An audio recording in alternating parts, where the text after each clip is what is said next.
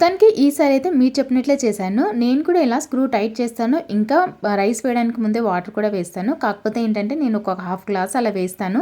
కానీ ఇప్పుడు మాత్రం 2 గ్లాసెస్ వాటర్ అయితే యాడ్ చేశాను ఫస్ట్. తర్వాత అయితే రైస్ వేశాను.